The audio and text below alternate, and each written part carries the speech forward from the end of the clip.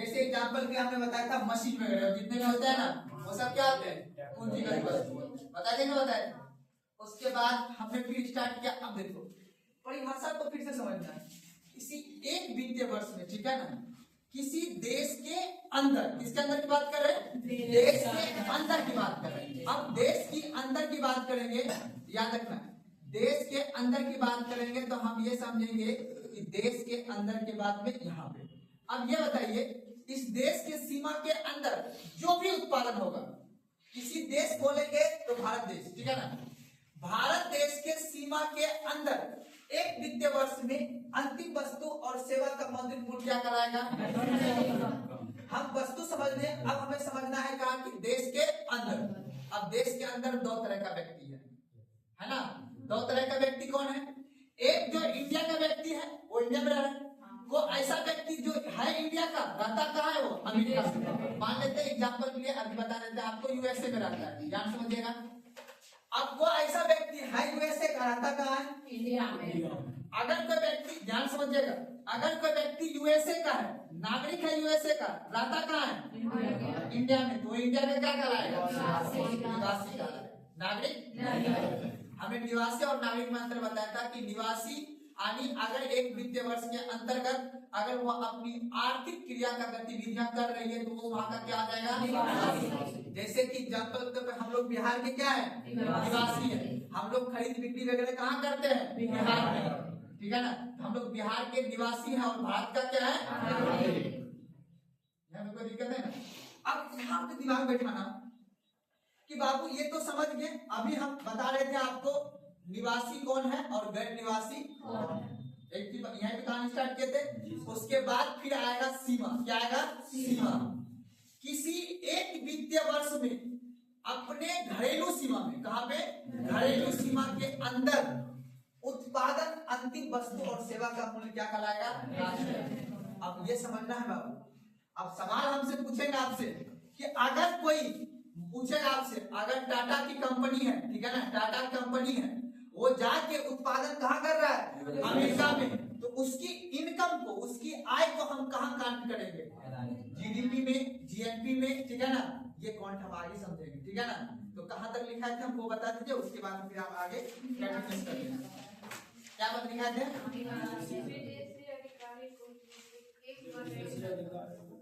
हाँ समझ में आगे बात को ना। और देखिए एग्जाम्पल में पूछता है कौन व्यक्ति, जैसे मान लो कि कोई व्यक्ति अपने यहाँ फिल्म शूटिंग करने आया या खेलने के लिए आया हुआ है या युद्ध अभ्यास करने के लिए आता है ना, अमेरिका का सेना वगैरह आता है अपने देश में, भारत देश के अंदर आएगा युद्ध अभ्यास करने के लिए, तो वो हमारे देश का निवासी नहीं होगा। कोई आदमी अगर आया अमेरिका का लेकिन यहाँ पे व्यापार वगैरह कर रहा है और काफी दिन से रह रहा है, तब जाके वो क्या कहलाएगा, हमारे यहाँ का निवासी कहलाएगा।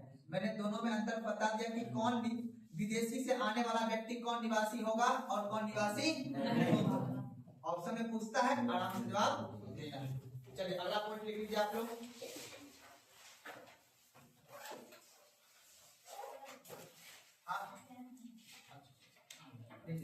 आप लिखिए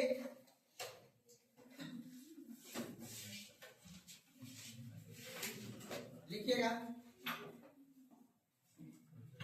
सीमा, घरेलू सीमा, तो आप लिखिएगा घरेलू सीमा।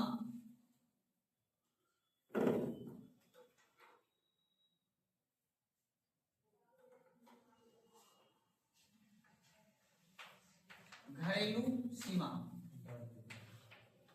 इसी को हम लोग बोलेंगे आर्थिक सीमा।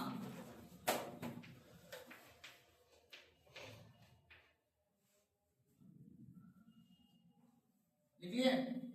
चलिए अब 5 मिनट पहले समझ लीजिए, उसके बाद क्या लिखा है बाबू, घरेलू सीमा। इसी का दूसरा नाम क्या है, आर्थिक सीमा। अब इसके एक टॉपिक और हम आपको बताएंगे, एक को बोलते हैं हम लोग भूगोलिक सीमा। क्या बोलते हैं, भूगोलिक सीमा। अब हमको ये बताइए, ध्यान समझिएगा, एक तरफ है यूएसए, एग्जांपल दे रहा, एक तरफ है भारत। भारत के सीमा के अंदर जो भी वस्तु का उत्पादन हो रहा है, सुना बात को ना, क्या होगा, घरेलू सीमा या आर्थिक सीमा। सुना बात को ना, सुना मेरी बात ना। आप जौहरी, अब देखिए समझिएगा, अब अगर मान लेते हैं यूएसए का कोई कंपनी है और दिल्ली में मान लेते हैं वहां पे उसका क्या है, दूतावास। नाम सुने हो, दूतावास का नाम सुने हो ना।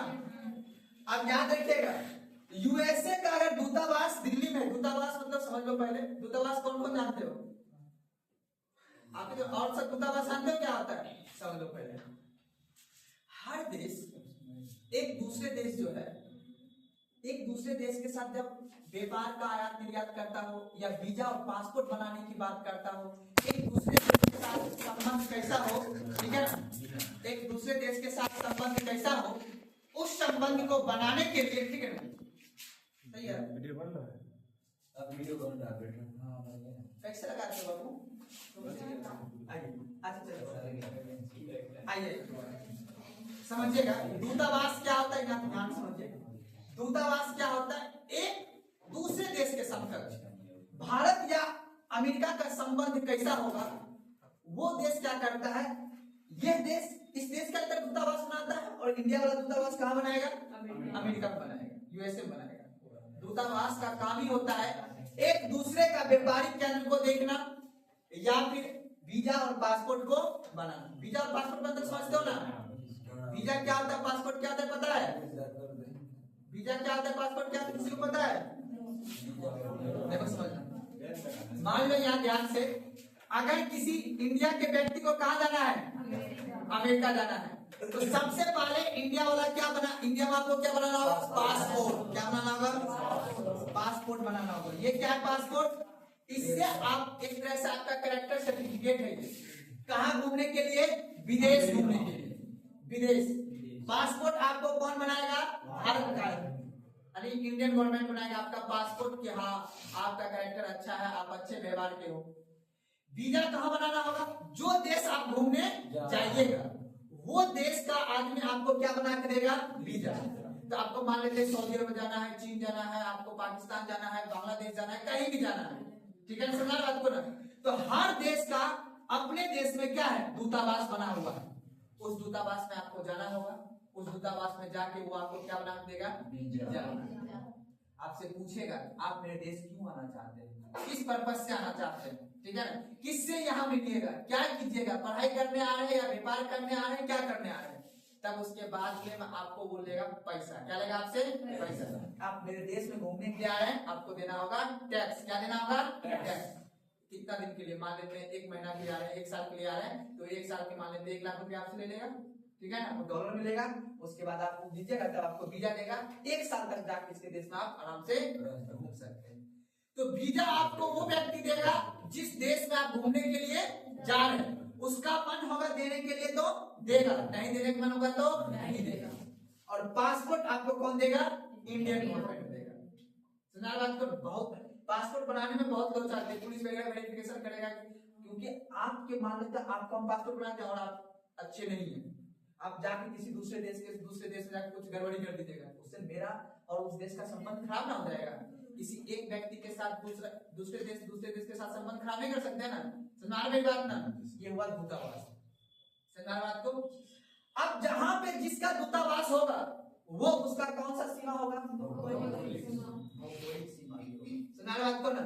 लेकिन याद रखना है, आर्थिक सीमा घरेलू सीमा में अंतर याद रखिएगा कि ये जो मेरा पूरा का पूरा क्षेत्र है, यहाँ पे ये वाला पूरा का पूरा क्षेत्र क्या हो जाएगा बाबू, भौगोलिक सीमा, क्या हो जाएगा, एक तो और है यहाँ पे अंडमान निकोबार है ना, ये सब क्या है मेरा भौगोलिक सीमा।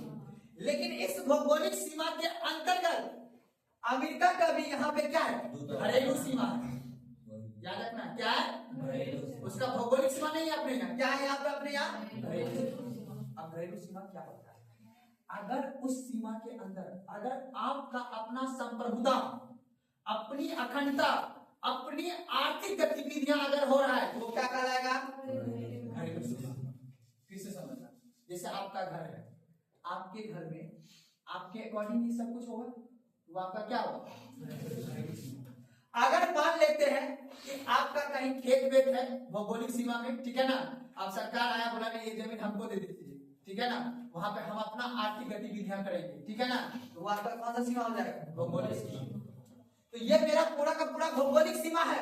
अब इसी भौगोलिक सीमा के अंतर्गत यूएसए का, चाइना का, पाकिस्तान का, यहाँ पे क्या है घरेलू सीमा। एक छोटा सा उसका भी घर है, उस घर में इंडियन गवर्नमेंट का कुछ आर्थिक गतिविधियां नहीं होती। किसकी होगी? जिस देश का राज यहाँ पे होगा। मेरी बात समझ में आ रहा है हम क्या कह रहे हैं ना? घरेलू सीमा जहां की अपनी संप्रभुता, अपनी आर्थिक गतिविधियां जहां जिस क्षेत्र में होगा वो क्षेत्र कौन सा कहलाएगा? घरेलू सीमा या आर्थिक सीमा। भौगोलिक सीमा में अपनी आर्थिक गतिविधियों के साथ साथ अपनी संप्रभुता भी रहती है, लेकिन उस तरह से दूसरे देश का भी वहां पे क्या रहती है? संप्रभुता रहती है। सुना मेरी बात ना? जैसे आपने नाम सुना होगा एलओसी। एलओसी को हम अपना क्षेत्र में दिखाते हैं, लेकिन उसकी आर्थिक गतिविधियां में हम लोग अभी सहयोग नहीं करते। तो वो एक मेरा भौगोलिक सीमा है, पर वो आर्थिक सीमा नहीं है। घरेलू सीमा वो मेरा नहीं है। मेरी बात समझ में आ रहा है? कोई दिक्कत है ना? अब हमको एक बताइए, यहां से समझिएगा। मान लेते हैं कि यही दूतावास है किसका बाबू? अमेरिका का। किसका दूतावास है? अमेरिका का। अब यहाँ पे जो भी गतिविधियां होगी, जो भी चीज पैसा वैसा आएगा, यहाँ पे किसका शासन चलेगा? यूएसए का चलेगा। यहाँ पे भारत का नहीं चलेगा। अब हमको ये बताइए, यहाँ पे तो भी तो कुछ ना कुछ वस्तु का उत्पादन हो रहा होगा, या इसी के बाग में मान लेते हैं कोई सेब लग रहा होगा, आम लग रहा होगा। एग्जाम्पल यही पूछता है ना पूछता है। अब उससे जो पैसा कमाएगा, क्या वो भारत के जीडीपी में काउंट होगा या जीएनपी में काउंट होगा? जीडीपी में। किसमें काउंट होगा? जीडीपी में। सुना मेरी बात ना? लेकिन वो भारत के भौगोलिक सीमा के अंतर्गत हुआ है, पर भारत के घरेलू सीमा में शामिल नहीं हुआ है। मेरी बात को ध्यान समझना। किसी भी देश के सीमा के अंदर, किसी भी देश के भौगोलिक सीमा के अंदर एक वित्तीय वर्ष में उत्पादन, अंतिम वस्तु का उत्पादन और सेवा का मौद्रिक मूल्य कहलाता है राष्ट्रीय। हमारे देश के सीमा के अंदर तो उत्पादन हुआ, पर हमारे द्वारा नहीं हुआ है। किसके द्वारा हुआ है? गैर निवासी विदेशी के द्वारा हमारे यहाँ उत्पादन हुआ है। समझ मेरी बात ना? तो लिख लीजिए घरेलू सीमा में।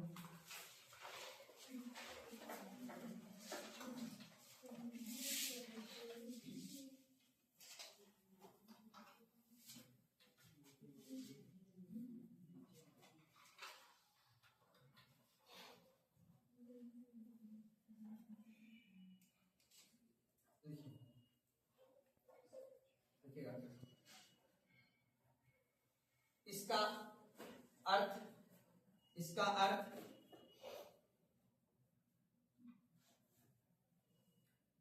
अर्थ राजनीतिक सीमाओं का भूभाग, इसका अर्थ राजनीतिक सीमाओं का भूभाग,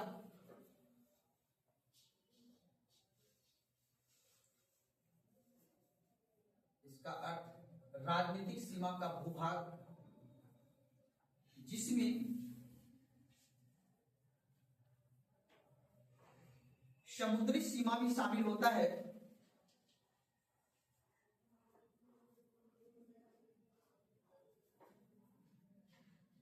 जिसमें समुद्री सीमा भी शामिल होता है, कोमा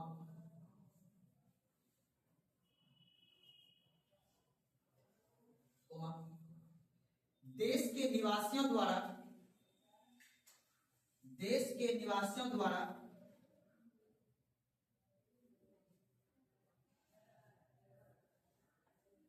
विश्व के अन्य भाग में, देश के निवासियों द्वारा विश्व के अन्य भाग में चलाए जाने वाले वायुयान,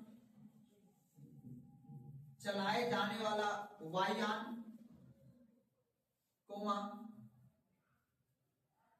जलयान,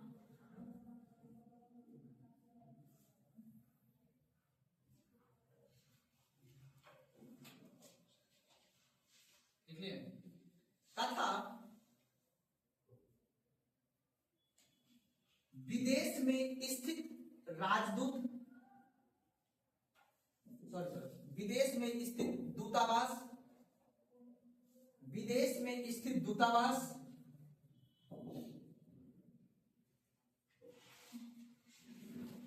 एवं सैनिक अड्डे,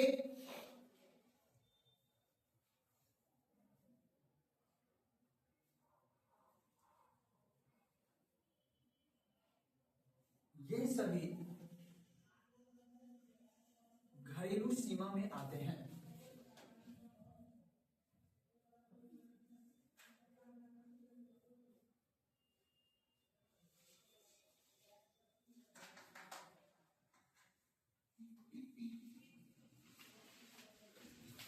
ये सभी घरेलू सीमा में आते हैं।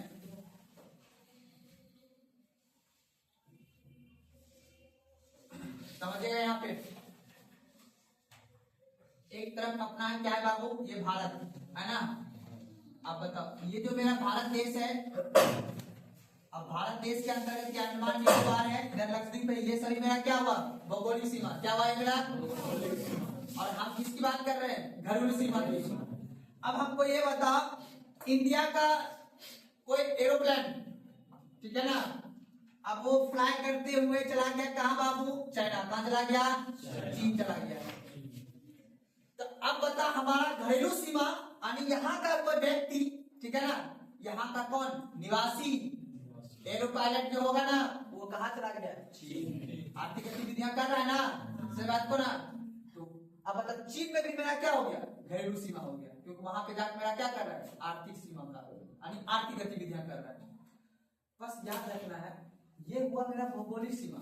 और घरेलू सीमा जो होता है जो किसी देश का नागरिक के द्वारा या निवासी के द्वारा अगर किसी देश में भी अगर आर्थिक गतिविधियां में सहयोग कर रहा है ना, तो उस देश का वो क्या कहलाता है, घरेलू सीमा या आर्थिक सीमा कहलाता है। मेरी बात समझ में आ रहा है ना। यानी किसी देश के द्वारा, याद रखना किसी देश के कौन बाबू, नागरिक या पर कौन निवासी, इन दोनों के द्वारा कहीं भी, ठीक है ना, अगर आर्थिक गतिविधियां किया जाएगा तो उस देश का वो क्या कहलाएगा, घरेलू सीमा कहलाएगा। जैसे सुना मेरी बात ना। तो अब याद रखना किसी देश का नागरिक या निवासी के द्वारा, तो मैंने वर्ड क्या लिखा है बाबू, मैंने याद रखना निवासी। अगर भारत का निवासी, ठीक है ना, अब कहाँ काम करेगा, चीन में, चाहे वो पोर्ट चलाते हुए गया हो। अब मान लो जहाज, जैसे बड़े बड़े जहाज होते हैं ना, वो तो भौगोलिक सीमा क्रॉस करके इधर चला गया, तो लेकिन वो जो नौ वाला क्षेत्र, नौ कहाँ का है, अपने भौगोलिक सीमा से बाहर चला गया, लेकिन वो मेरी आर्थिक गतिविधियां घरेलू क्षेत्र का है। उससे जो पैसा आएगा वो कहाँ आएगा, भारत में आएगा ना, वो मेरा क्या हो जाएगा, घरेलू सीमा। क्या आ जाएगा मेरा, क्योंकि भारत का एरोप्लेन या फिर भारत का जहाज जो है वो कहाँ गया, चीन। दूसरे के भौगोलिक सीमा में गया, लेकिन वो मेरा क्या हुआ, घरेलू सीमा है। मेरी बात समझ में आ रहा है ना, कोई दिक्कत नहीं ना। अब बताओ इंडिया का कोई दूतावास कहाँ पे है बाबू, चीन में। तो वो इंडिया का भौगोलिक क्षेत्र हुआ या घरेलू सीमा हुआ, आर्थिक सीमा हुआ ना वो, तो वहां से मेरा आदान प्रदान हो रहा है। तो भारत का आर्थिक गतिविधियां चीन में भी होता है और चीन की आर्थिक गतिविधियां सुनारे मेरी बात ना, कोई दिक्कत नहीं ना। तो भौगोलिक सीमा कितना तक होता है, जिसमें समुद्री सीमा मेरा भी आता है, ठीक है ना। तो याद रखना है घरेलू सीमा एक मेरा राजनीतिक सीमा है, जिसमें मेरा समुद्री सीमा भी आता है। उसके साथ साथ जहां मेरा भारत के निवासी के द्वारा जहां जहां आर्थिक गतिविधियां किया जा रहा है, वो सभी मेरा क्या कहलाएगा, घरेलू सीमा। क्या कहलाएगा, कोई दिक्कत नहीं ना, लिख लीजिए।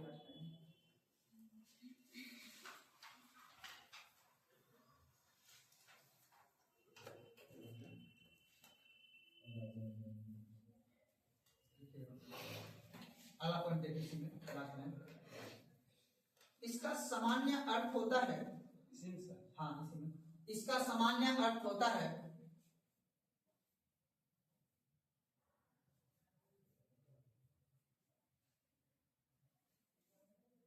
घरेलू आय को सृजित करना। इसका सामान्य अर्थ होता है घरेलू आय को सृजित करना।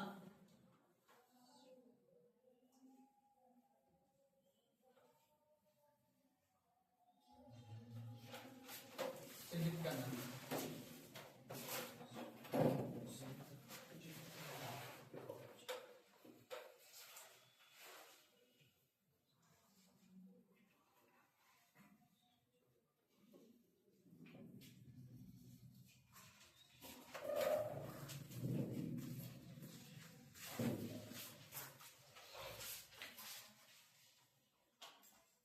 दिक्कत है समझने में ना। चलिए अगला टॉपिक लिख लीजिए आप लोग।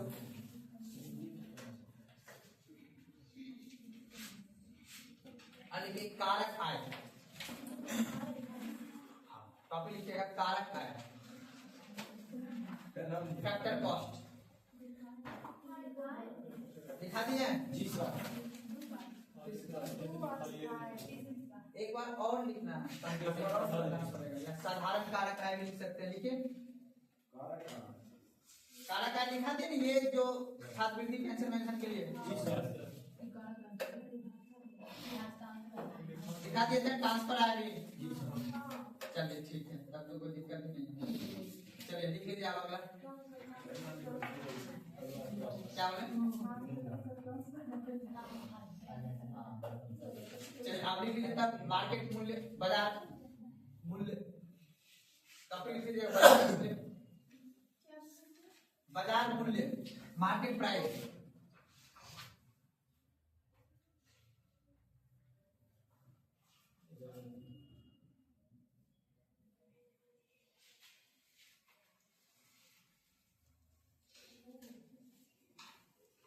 लिखिए बाजार मूल्य, लिखिए वह मूल्य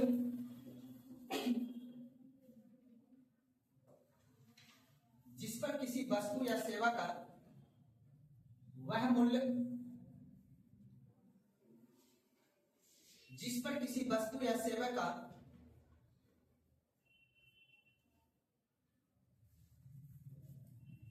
जिस पर किसी वस्तु या सेवा का विक्रय किया जाता है,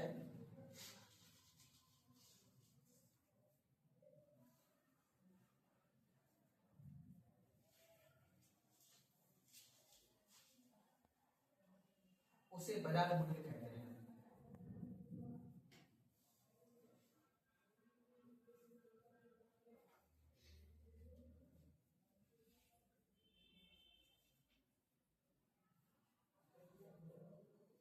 कोई दिक्कत है ना? चलिए अगला लिखिए साधन आय या साधन मूल्य।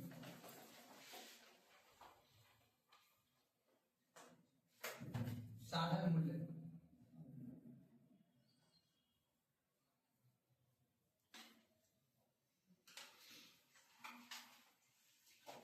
लिखिएगा।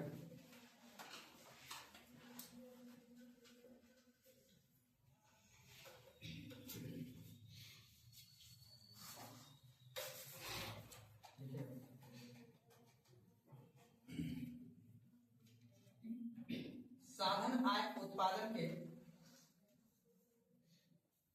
साधन आय उत्पादन के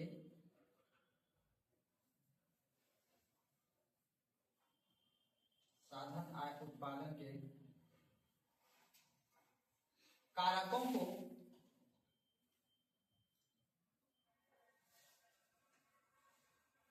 उत्पादन प्रक्रिया के परिणाम स्वरूप,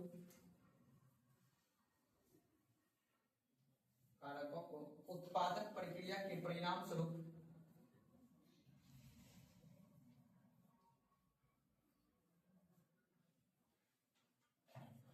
प्राप्त होने वाली आय को उत्पादन प्रक्रिया के परिणाम स्वरूप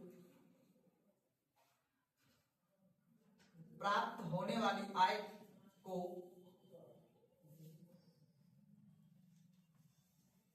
साधन आय कहते हैं।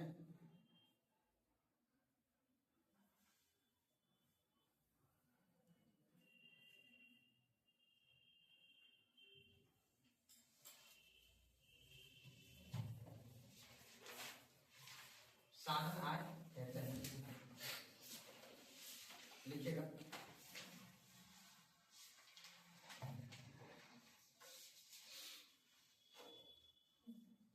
साधन आय में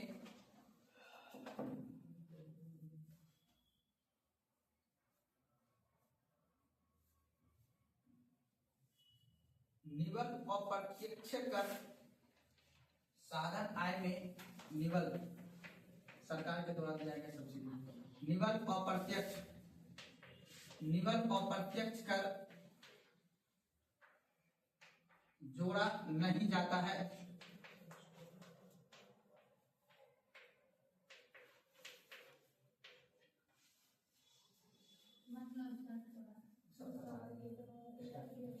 निबल और प्रत्यक्ष कर जोड़ा नहीं जाता है, जबकि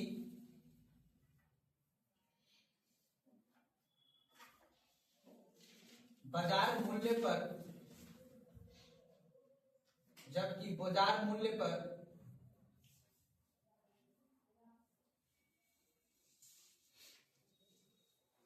निबल और प्रत्यक्ष कर जोड़ा जाता है।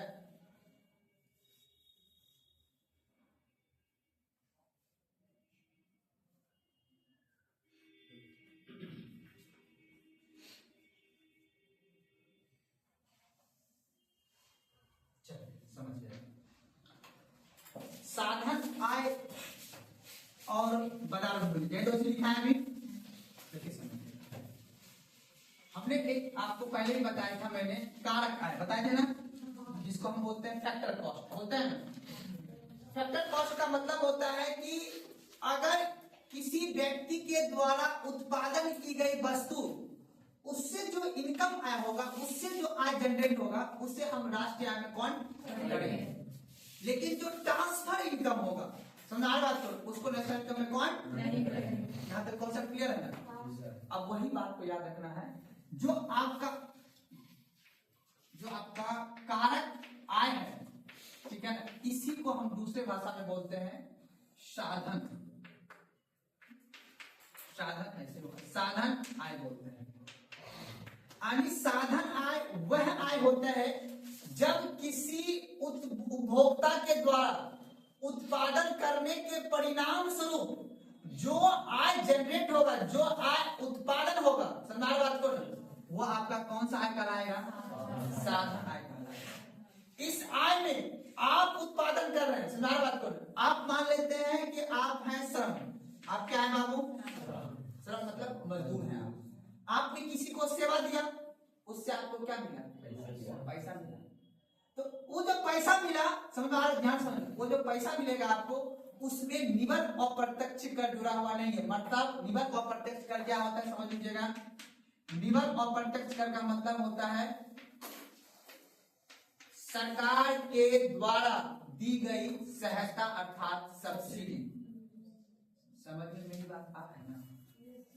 निबल और प्रत्यक्ष कर वो जुड़ा हुआ नहीं है, समझ बात को। तो साधन आय क्या होता है, अगर किसी श्रम के द्वारा या किसी उद्योगपति के द्वारा, किसी भी व्यक्ति के द्वारा अगर किसी वस्तु का उत्पादन किया जा रहा है, उसके परिणाम स्वरूप जो आय मिलेगा आपको, इनकम मिलेगा, वो क्या कहलाएगा, आपका कारक आय। अब मान लेते हैं एग्जाम्पल के तौर पर, एक कोई मोहन नाम का लड़का है, उस मोहन नाम के लड़का ने एक क्या बनाया बाबू, मोबाइल बनाया। क्या बनाया, मोबाइल बनाया। अब वो मोबाइल से क्या मिलेगा, इसको पूंजी में आएगा ना जी। अब ये मोबाइल को कहाँ बेचेगा, बोलो बाबू, मार्केट प्राइस पर। ध्यान समझ, इसको बोलते हैं फैक्टर कॉस्ट। फैक्टर कॉस्ट याद रखना है। फैक्टर कॉस्ट होता है आपने जो वस्तु उत्पादन किया, उसका कितना मूल्य आप रखोगे, समझा बात को ना। जैसे मान लो कि एग्जाम्पल के तौर पे आपने कोई मोबाइल को बनाया, एग्जाम्पल दे रहा हूं, तो आप उसको कहाँ बेचोगे, मार्केट में बेचोगे, बाजार मूल्य बेचोगे। तो बाजार मूल्य पे जैसे उस प्रोडक्ट को बेचोगे, उस मोबाइल को, आपको सरकार तुरंत पकड़ेगा, ए बबुआ मार्केट मेरा है ना, मार्केट में जोड़ो, इनडायरेक्ट टैक्स को जोड़ो, सेवा जोड़ो इसमें, क्योंकि जो तुम बेचोगे रोड से, किसका रोड से लेके जाओगे, मेरे रोड से ना, जोड़ो उसमें क्या, इनडायरेक्ट टैक्स। क्या जोड़ो, इनडायरेक्ट। तो याद रखना बाबू, फैक्टर कॉस्ट में याद रखना है, फैक्टर कॉस्ट में बाबू क्या होगा, इसमें क्या होता है, अगर आप जो वस्तु को उत्पादन कीजिएगा, उस वस्तु को कहाँ बेचेगा, मार्केट में बेचेगा, और मार्केट में क्या होगा, आप इनडायरेक्ट टैक्स को जोड़ के बेचेगा। तो आप कह सकते हैं बाबू, याद रखना है, मार्केट प्राइस बराबर क्या होगा बाबू, factor cost plus indirect tax. क्या निकल के आ जाएगा, मार्केट प्राइस। अगर हम बोलेंगे फैक्टर कॉस्ट क्या होगा, तो आप बोल दीजिएगा मार्केट प्राइस माइनस क्या होगा, इनडायरेक्ट टैक्स। या कॉस्ट कुछ भी बोल सकते हैं। क्या निकल के आ जाएगा? Factor cost. आप समझो, आसान भाषा में ज्यादा कुछ नहीं करना है। आप किसी वस्तु को उत्पादन कर रहे हैं, उसको आप मार्केट में बेचिएगा किस प्राइस पे? एमआरपी पे बेचेगा ना, तो एमआरपी का डिसाइड करने वाला कौन है? सरकार। मेरी बात समझ में आ रहा है ना? आपने एग्जांपल दे रहा हूं कि आपने मक्का अपने खेत में क्या किया? उत्पादन किया। उत्पादन करने के बाद आप मक्का बेचने जाओगे कहां? मार्केट में। तो एमएसपी जो रेट तय कर रखा है, किसने तय कर रखा है? सरकार ने। तो सरकार बोले तो मार्केट प्राइस का मूल्य तय कौन करेगा? सरकार। तो सरकार मार्केट प्राइस का मूल्य तय करेगा क्या जोड़ के? इंडायरेक्ट टैक्स जोड़ के करेगा ना, वो टैक्स को जोड़ेगा। समझ मेरी बात ना? अब ध्यान समझना, फैक्टर कॉस्ट और मार्केट प्राइस।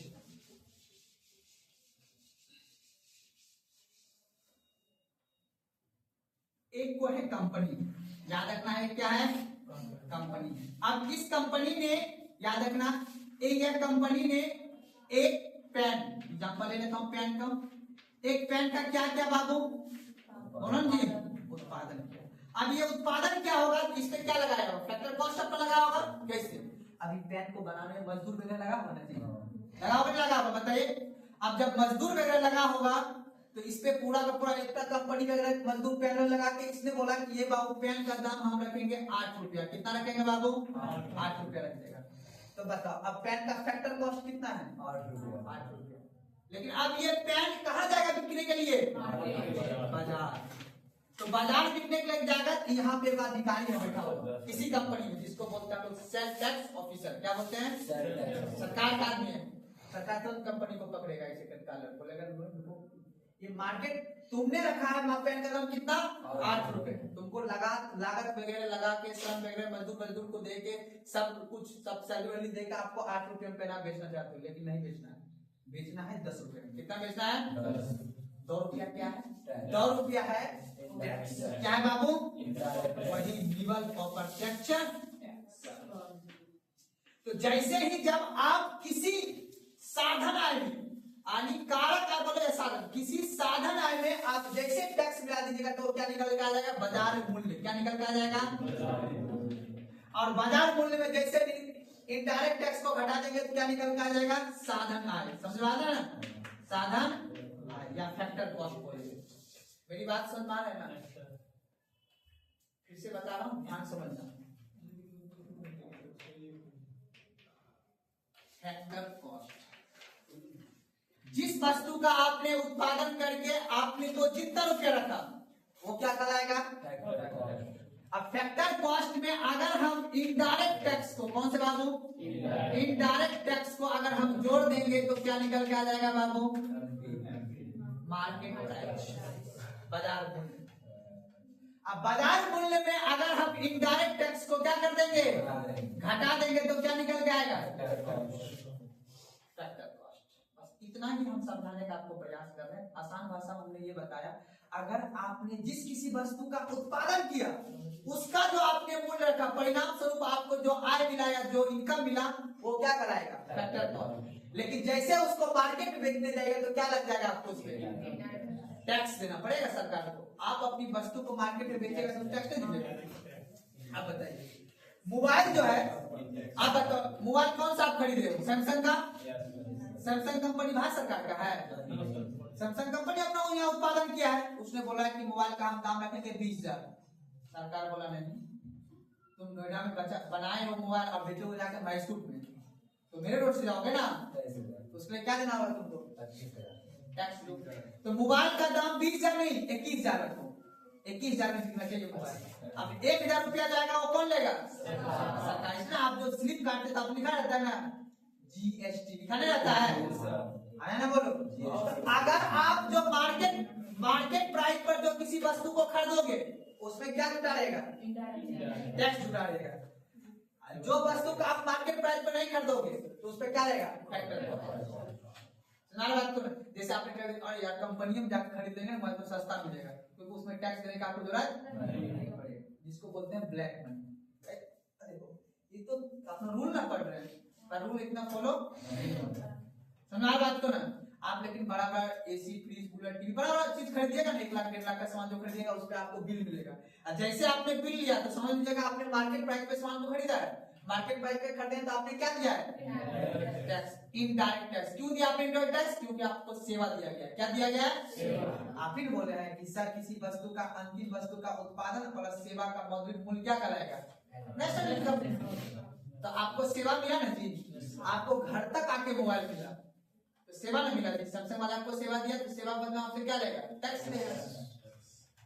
सैमसंग वाला रोड बनवाया है ये बिकने के लिए मार्केट में, रोड किसका है? तो सरकार बोलता है कि अगर आपने वस्तु का उत्पादन किया, ये बात तो सत्य है, लेकिन वस्तु बिकेगा कहाँ? मेरे मार्केट में, तो उसके लिए आपको क्या देना पड़ेगा? टैक्स देना पड़ेगा। यही होता है फैक्टर कॉस्ट और मार्केट प्राइस। अब लिखो एनओटी नोट,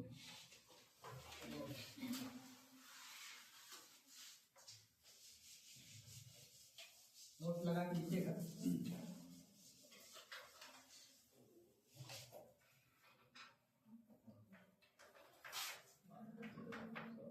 साधन लागत, फैक्टर कॉस्ट, फैक्टर कॉस्ट बराबर लिखिएगा बाजार मूल्य माइनस लीवर और प्रत्यक्ष कर। बाजार मूल्य का मतलब क्या बोलेंगे? Market price. लिख देते हैं यहाँ पे शॉर्ट में,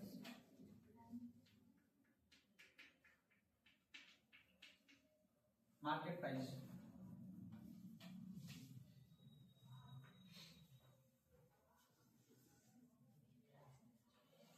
फैक्टर कॉस्ट बराबर, अब भूलना नहीं है, फैक्टर कॉस्ट बराबर क्या होगा? Market price minus indirect tax.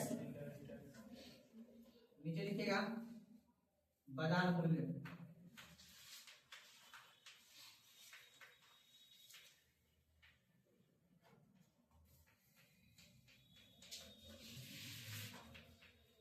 Market price बराबर।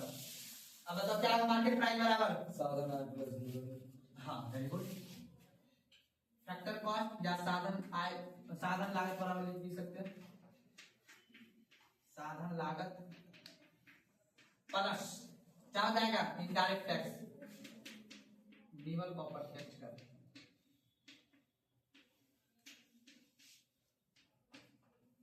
प्लस माइनस का खेल है।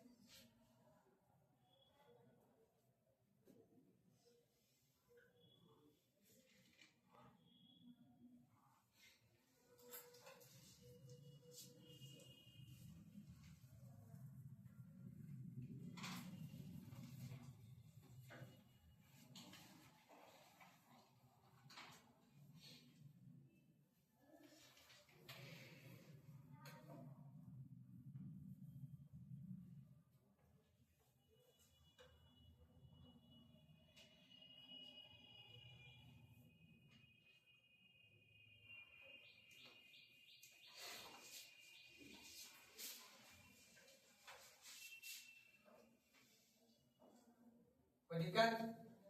समझ में आ गया बात को?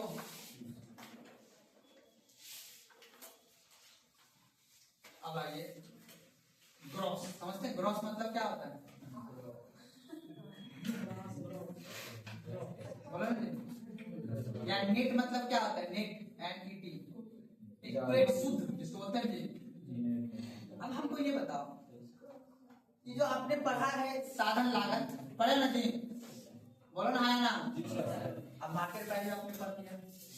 अब इस साधन लागत में बाबू कंपनी का कितना रुपया लगा है?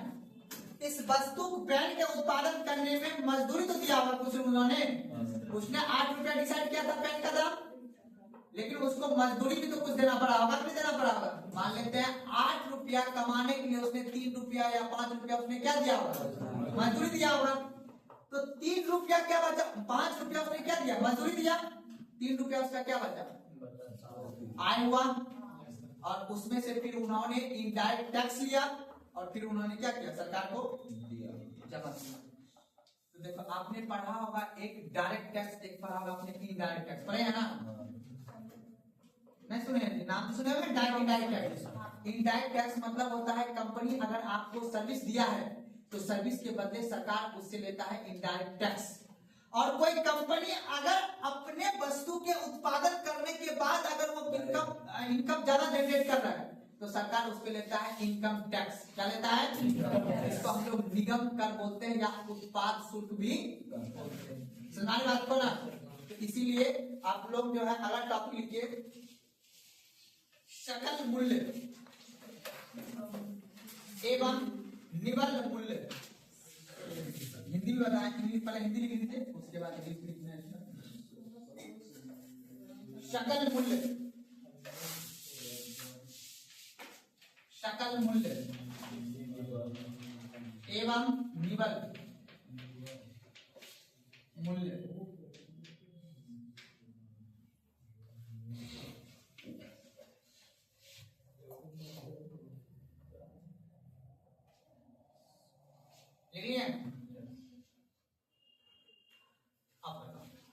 सबको दिक्कत है ना? सकल मूल्य का मतलब ध्यान समझना। अब मान लो एग्जांपल के तौर पे आपने किसी, मान लेते हैं कि आपने किसी शर्ट का उत्पादन किया, शर्ट एग्जांपल ले लेते हैं शर्ट का। अब ये शर्ट को बनाने में आपको कुछ ना कुछ रुपया तो खर्च होगा, मजदूरी लगा नहीं लगा। मान लेते हैं आपने जो शर्ट का उत्पादन किया उसका दाम रखा आपने 800 रुपया। कितना रखा बाबू? 800। और आप इस शर्ट का उत्पादन अर्थात ग्रॉस जो किया आपने, ठीक है, ग्रॉस जो किया आपने कितना किया? 800 रुपया।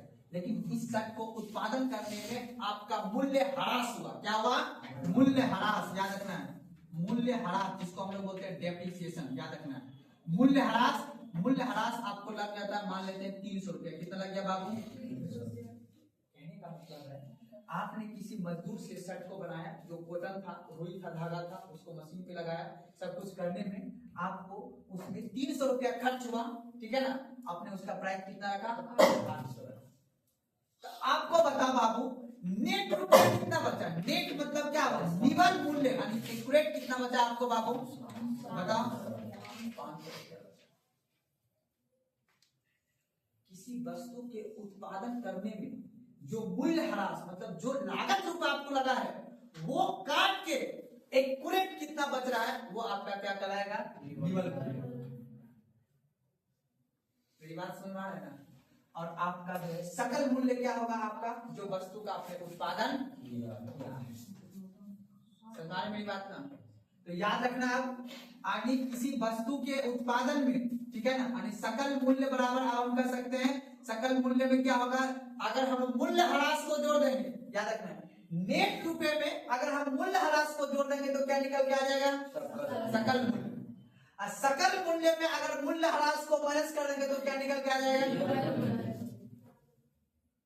कोई दिक्कत है? अब आ जाओ ग्रॉस में, ग्रॉस प्रोडक्ट में अगर हम प्लस कर देंगे किसका बात? ग्रॉस प्रोडक्ट में अगर हम माइनस कर देंगे डेप्रिसिएशन को तो क्या निकल के आ जाएगा? Net price. और नेट प्राइस को अगर हम जोड़ देंगे किसमें? डेप्रिसिएशन में, तो क्या निकल के आ जाएगा? Gross price. समझना बात को ध्यान से, ठीक है ना? किसी वस्तु के उत्पादन करने में तो कुछ ना कुछ तो लागत लगेगा ना लगेगा। हम ही आपको पढ़ाने के लिए आते हैं तो मेरा लागत मूल्य में क्या लगता है? गाड़ी का खर्चा हम जो बोलते हैं उसका ऊर्जा का क्या लगता है? यही लागत मूल्य है। तो उसके बदले में आप मुझे क्या देते हो? रुपए देते हो नहीं देते हो? तो आप गाड़ी का खर्चा, मेरा खाने पीने का खर्चा को काट देंगे तब हमको पता चलेगा कि हम नेट कितना रुपया कमा रहे हैं। क्योंकि हम जो रुपया कमाए, जो इनकम को कमाए, उसमें मेरा कुछ मूल्य ह्रास भी तो हुआ है ना, आने जाने का खर्चा भी तो हुआ है, नहीं हुआ है? ग्रॉस मान लो कि हमने यहाँ पे कमाया 10,000 रुपए, लेकिन उस 10,000 में हमने मान लेते 4,000 का गाड़ी खर्चा भी हुआ होगा मेरा। एक्यूरेट नेट रुपया हमको कितना होता है? 6,000। बस वही वस्तु को समझो, किसी भी वस्तु को ग्रॉस कमाने में उसमें हम डेप्रिसिएशन को माइनस कर देंगे तो क्या निकल के आ जाएगा? मेरा नेट प्राइस। सुना मेरी बात ना? ऐसे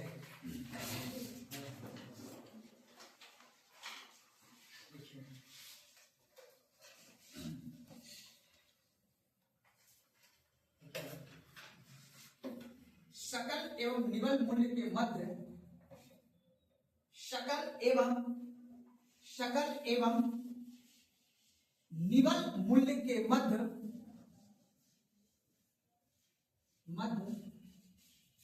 मूल्य ह्रास का अंतर होता है।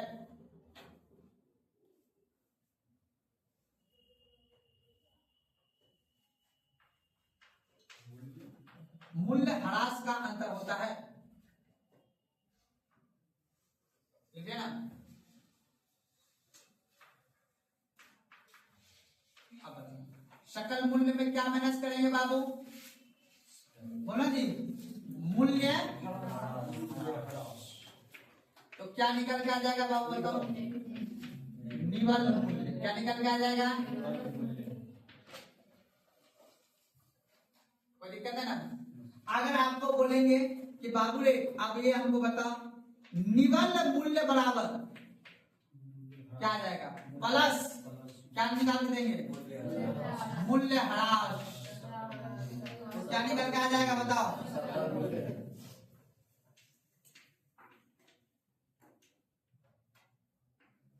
सकल मूल्य। कोई दिक्कत, उतार लीजिए प्रोडक्शन।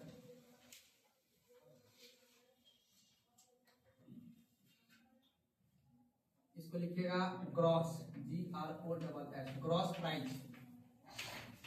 इसको लिखिएगा नेट प्राइस।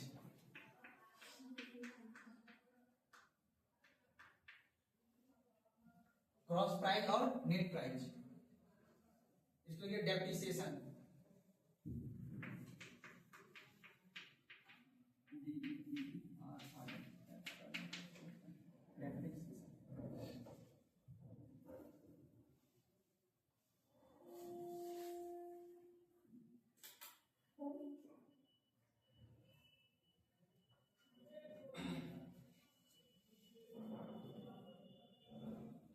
ऊपर डेप्रिसिएशन यानी ग्रॉस प्राइस में माइनस कर देंगे डेप्रिसिएशन को, तो निकल के आएगा नेट प्राइस।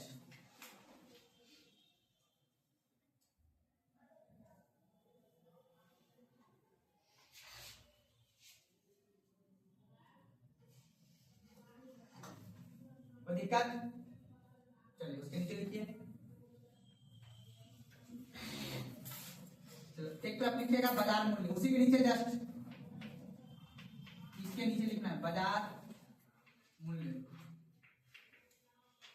इसको शॉर्ट में क्या बोलेंगे बाबू, मार्केट प्राइस। और एक तरफ अभी हमने क्या बोला था, साधारण मूल्य। इसको क्या बोलते हैं इंग्लिश में, फैक्टर कॉस्ट, शॉर्ट में लिखिए FC। क्योंकि जीडीपी मार्केट प्राइस और जीडीपी फैक्टर कॉस्ट जब बताएंगे, याद रखना इसी को, है नहीं है, क्या नहीं, दोनों बोल लगाइए।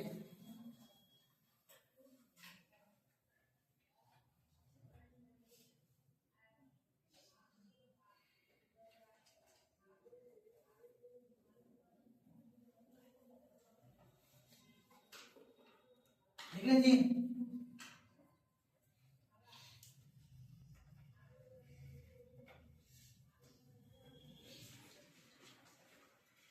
एक का रिपोर्ट समझ में आ रहा है। चलिए अब यहाँ देखो ध्यान से, अब हमको ये बताए, हमको निकालना है फैक्टर कॉस्ट। क्या निकालना है बाबू, क्या करना होगा, अगर हमें फैक्टर कॉस्ट निकालना है तो क्या करना होगा, अगर हमें फैक्टर कॉस्ट निकालना होगा तो क्या करना होगा, मार्केट प्राइस से क्या करना होगा, निवल और प्रत्यक्ष कर को जोड़ेंगे कि घटाएंगे, यानी कि अगर हमें निकालना क्या है बाबू, फैक्टर कॉस्ट। यहाँ देखिए एरो कहां जा रहा है, फैक्टर कॉस्ट से हम माइनस क्या करेंगे बाबू, वो तो निवल अप्रत्यक्ष कर। कोई दिक्कत है ना। अगर हमें निकालना है क्या, मार्केट प्राइस, तो हमें फैक्टर कॉस्ट में क्या करना होगा, निवल को क्या करना होगा, निवल अप्रत्यक्ष कर को क्या करना होगा, प्लस।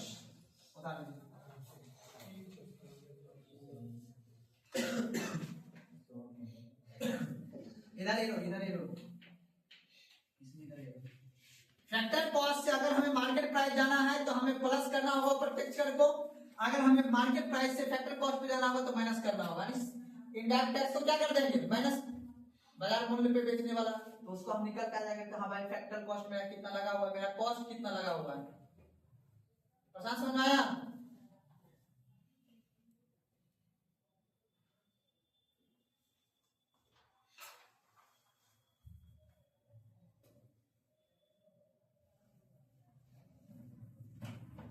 डेलीगेट के बता रहे हैं ताकि आप लोग को समझ ना आए।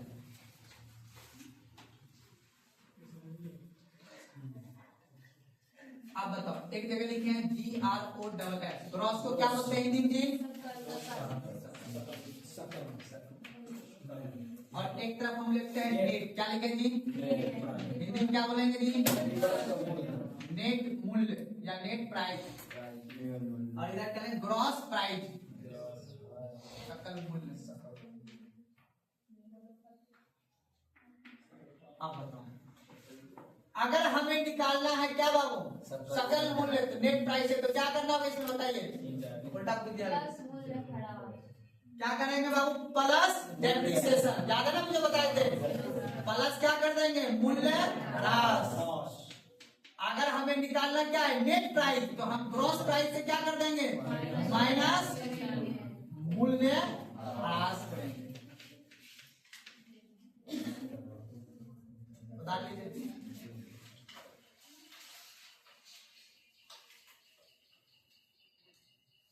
सिस्टम ना है।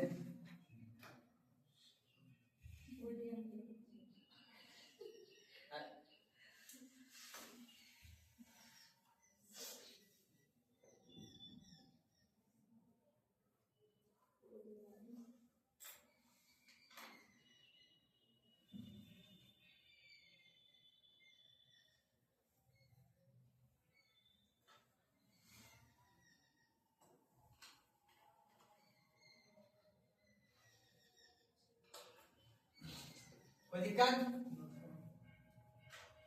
ग्रॉस प्रोडक्ट है, बोलते हैं ग्रॉस प्रोडक्ट है, ग्रॉस प्राइस कितना है बताइए ना, उस ग्रॉस प्राइस को हमको दे दीजिए मिस्त्री साहब, नहीं बोलता है दुकान में गारंटी, अरे जितना आप खरीदे उतने दे दीजिए। अरे थोक विक्रेता किस पे बेचता है? ग्रॉस प्राइस पे। हम लोग खरीदते हैं नेट प्राइस, वो सॉरी किस पे कहते हैं? मार्केट प्राइस पे खरीदते हैं हम लोग।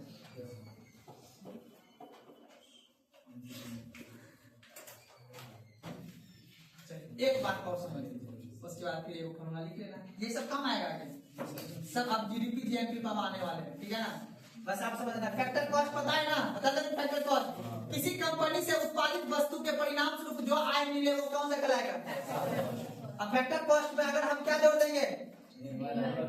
अप्रत्यक्ष कर बस बोल देना, बस सीधा निवल नहीं बोलना, सीधा इनडायरेक्ट टैक्स, तो क्या निकल कर आएगा? मार्केट मूल्य। अब मार्केट मूल्य में माइनस कर देंगे इनडायरेक्ट टैक्स, तो क्या निकल जाएगा? Factor cost. बस इतना दिमाग में, फैक्टर कॉस्ट में प्लस करेंगे अप्रत्यक्ष, तो क्या निकल जाएगा? Market price.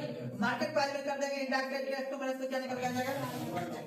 Factor cost. कितना लागत मूल्य है मेरा, वो जोड़ देंगे, सरकार बोलेगा भाई मार्केट पे हमको टैक्स दो, तो टैक्स जोड़ देंगे, तब क्या निकलेगा? MRP, market retail price. बस हमें पता है सिर्फ मार्केट प्राइस, उसी को बोलते हैं मार्केट। ठीक समझ आ बात करना? अब बताओ, एक होता है नेशनल इनकम, एक होता है डोमेस्टिक प्रोडक्ट। डोमेस्टिक समझते हो ना? डोमेस्टिक मतलब अब हम पढ़ेंगे GDP, तो डी का मतलब समझ लेते हैं, क्या समझ लेते हैं? आप देखो हम 4 टर्म अभी लिख रहे हैं, 4 टर्म का मतलब भी बता देते हैं, फिर कल पढ़ाएंगे।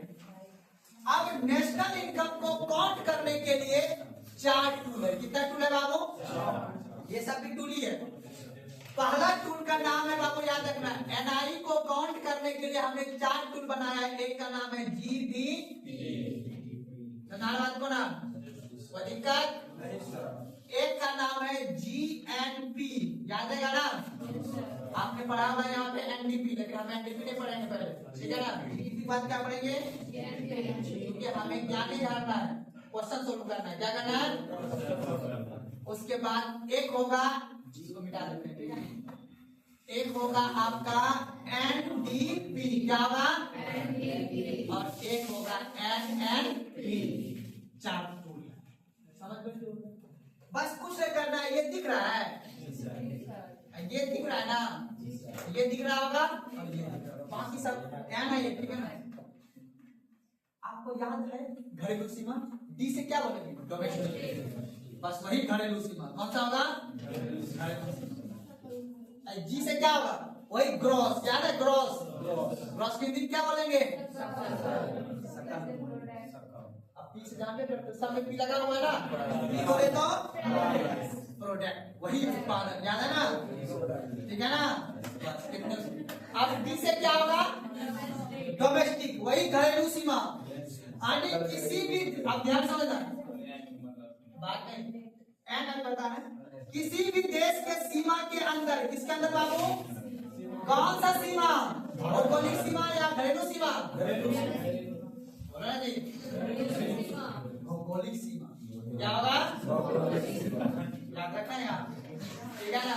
अपने देश के सीमा के अंदर, अभी जो भी वो भी सही, जो बोले आप वो भी सही है, लेकिन वो बोले आप जीएनपी वाला, ठीक है ना। घरेलू सीमा में आएगा, सिर्फ घरेलू सीमा जो आएगा वो आएगा जीएनपी में, ठीक है ना। अभी बताते हैं, पहले ही समझ, अभी अपने देश के सीमा के अंदर जो भी उत्पादन होगा, अपने घर में जो भी उत्पादन होगा क्या कराएगा, क्या बोलो ना जी, जीडीपी। कैसे, अपने देश में कोई चीज का उत्पादन कर दो उसका ग्रॉस होगा, डी से क्या होगा, घर के अंदर ग्रॉस डोमेस्टिक प्रोडक्ट, जीडीपी, सकल घरेलू,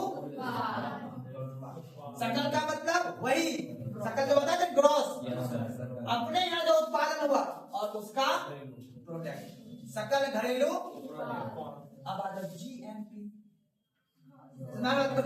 ग्रॉस नेशनल, अब याद करो, नागरिक और निवासी बताए थे ना, अब ये होगा निवासी, ये होगा नागरिक।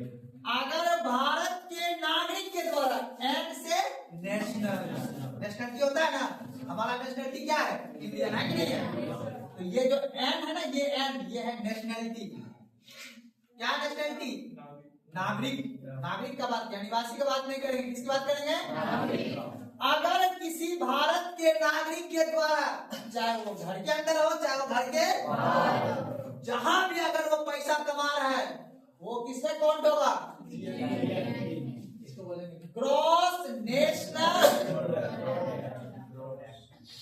कोई दिक्कत है ना। अब आ जाओ, अब ये डी है ना बाबू, अब देखो जीडीपी है, जीडीपी का छोटका भाई का नाम क्या है,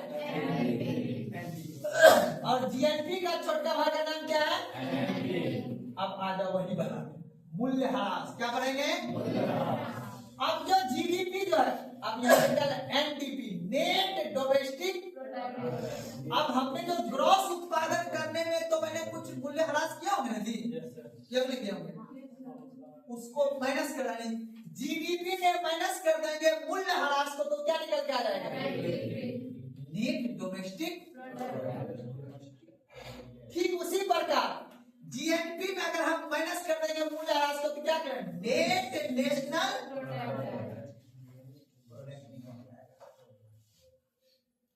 नहीं समझ में आया, देखो इसलिए मैंने छोटा छोटा बात को पहले बता के रखा था आपको, बस दिमाग को खाली घुमाना है, बस सब समझ में आ जाएगा, ज्यादा टफ नहीं है। पहले फुल फॉर्म समझ लो, gross domestic, gross national, net domestic, net national. अपने मन में देखो समझना, आपने बोला कि सर अगर जो अपने देश के सीमा के अंदर उत्पादन होगा वो सभी क्या कहलाएगा, चाहे वो किसी नागरिक के द्वारा हो या निवासी के द्वारा, चाहे वो विदेश के द्वारा हो चाहे अपने नागरिक के द्वारा, अपने घर के सीमा के अंदर जो भी उत्पादन होगा वो सभी क्या कहलाएगा, यहाँ पे जो भी उत्पादन होगा उस वस्तु को बेचेंगे, उससे जो आय जनरेट होगा वो क्या कराएगा। अब मान लो हमारे भारत के व्यक्ति के द्वारा, भारत के नागरिक के द्वारा, चाहे मेरे भारत देश के सीमा के अंदर हो चाहे हो सऊदी अरब में काम कर रहा हो, वो भी तो कमा के भेज रहा है ना अपने यहाँ, तो उसके इनकम को कहाँ काउंट करेंगे, जीएनपी। इसलिए हमने बोला है नेशनलिटी, यानी ग्रॉस नेशनल। अब इन दोनों के उत्पादन करने में तो मूल्यह्रास लगा नहीं लगा होगा, बस उसको मूल्यह्रास को, अरे जीडीपी में मूल्यह्रास माइनस करेंगे तो एनडीपी, और जीएनपी में मूल्यह्रास माइनस करेंगे तो याद रखना है। ग्रॉस में माइनस करेंगे मूल्यह्रास को तो क्या निकल के आएगा? नेट। और नेट में प्लस करेंगे मूल्यह्रास को तो क्या निकल के आएगा? ग्रॉस। इतना ही दिमाग में बैठाना है। फैक्टर कॉस्ट में माइनस करेंगे इनडायरेक्ट टैक्स को तो क्या निकल के आएगा? क्या बोला हिंदी? बोलिए फिर। फैक्टर कॉस्ट में अगर हम इनडायरेक्ट टैक्स को माइनस कर देंगे तो क्या निकल के आएगा? अब मार्केट प्राइस में अगर प्लस कर देंगे फैक्टर कॉस्ट तो वही मार्केट प्राइस है ना जी। उल्टा बोल दिए हम, बस याद रखना उल्टा पुल्टा नहीं है, बस जैसे भी सवाल पूछेगा वैसे ही बनाना है, अभ्यास कर लेना। सुना बात को ना, ये टू को याद रहेगा ना, gross domestic product, gross national product, net domestic product और नेट नेशनल प्रोडक्ट। तो एक छोटा सा बात लिखना है, उसके बाद चलते हैं। लिखिएगा उसी के नीचे नेशनल प्रोडक्ट, राष्ट्रीय उत्पाद। कॉपी नहीं, ऐसी तरह गोला बना देना है, छोटा सा ये गोला इसलिए बना रहे हैं ताकि हाईलाइटेड है ये।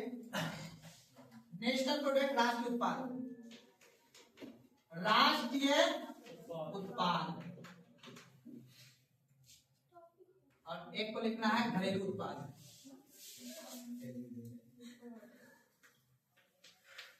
घरेलू उत्पाद।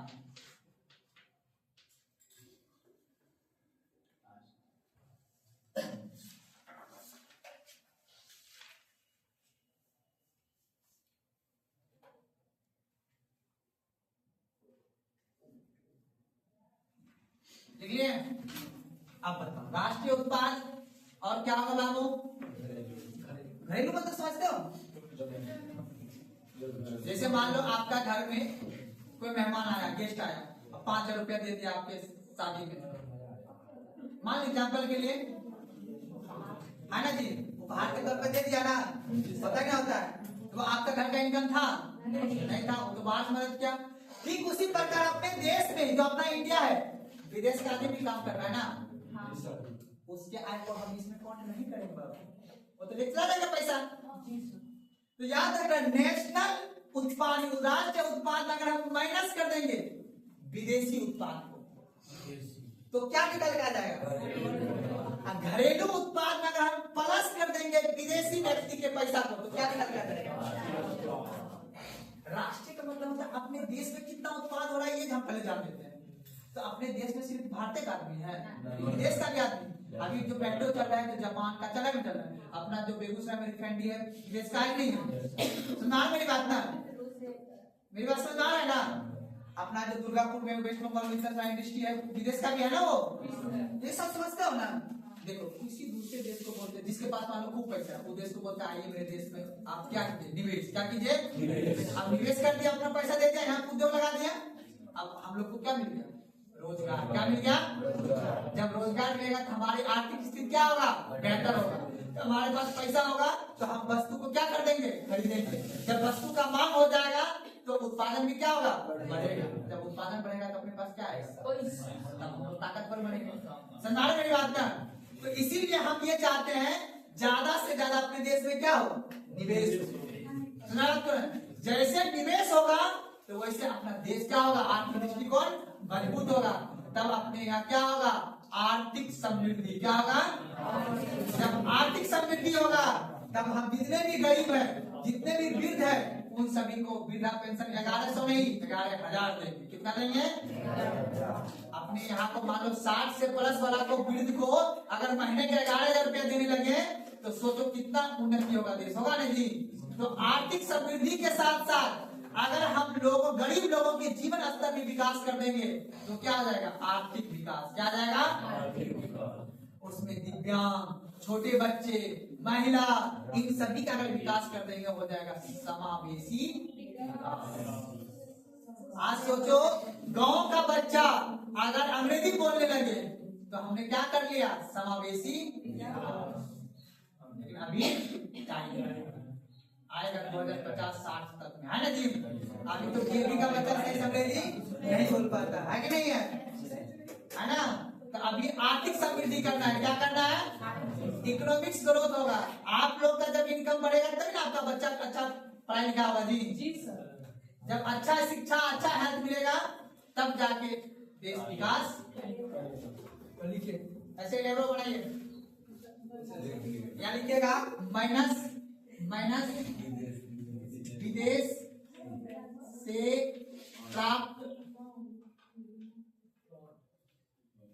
प्राप्त उत्पाद वस्तु, यहाँ लिखिएगा प्लस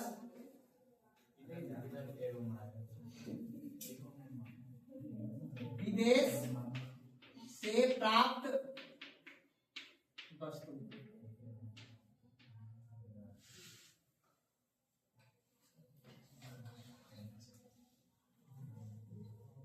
वस्तु गलत हो जाएगा, विदेश से प्राप्त आय लिखेगा, वहां भी पैसा का बात हो रहा है, वस्तु तस्तु छोड़ पैसा। कल सारा चीज पूछेंगे, करेगी बात, बदमाशी नहीं करना, निकल जाएगा दिमाग से तुरंत 1 मिनट में। बड़ा कॉन्सेप्ट हार्ड है, अरे तो पूछ लो सीनियर दीदी लोग से, पढ़ चुकी है 3 बार पैसा देके ऑनलाइन, ठीक ना।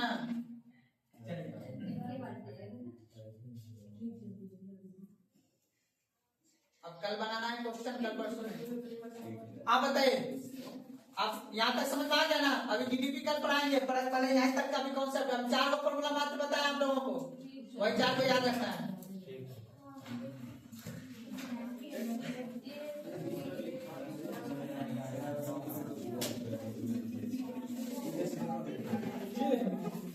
चलिए स्टार्ट कीजिए। पहला क्लास क्या बताए थे बाबू? एनआई बताए थे ना। एनआई में क्या बताए थे? एक कौन सा बाबू? किसी भी देश के भौगोलिक सीमा या घरेलू सीमा, भौगोलिक और घरेलू दोनों लाएगा नेशनल इनकम में। नहीं मतलब घरेलू कैसे आ जाएगा?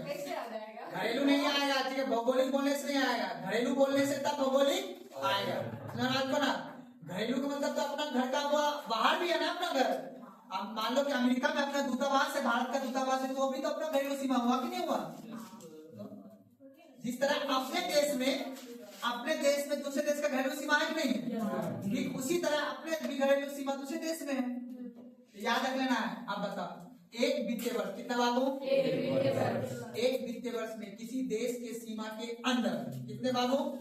एक वित्तीय वर्ष में किसी देश के सीमा के अंदर क्या करना है? वस्तु, कौन सा वस्तु बाबू? अंतिम वस्तु। और क्या बाबू, क्या उत्पादन करेगा? सेवा। इन दोनों का क्या बाबू? मौद्रिक। अब यहाँ पे हम लोग आ गए, किस पे आ गए बाबू?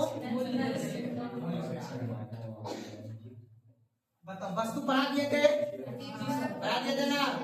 अब उसके बाद हमने ये भी बता दिया घरेलू सीमा और निवासी और गैर निवासी बता दिए थे ना।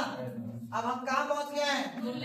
अब मूल्य काउंट करने के लिए हमने अभी क्या क्या बताया? मैंने आपको फैक्टर कॉस्ट क्या बताया बाबू? उसके बाद क्या बताया मैंने? उसके बाद क्या बताया मैंने?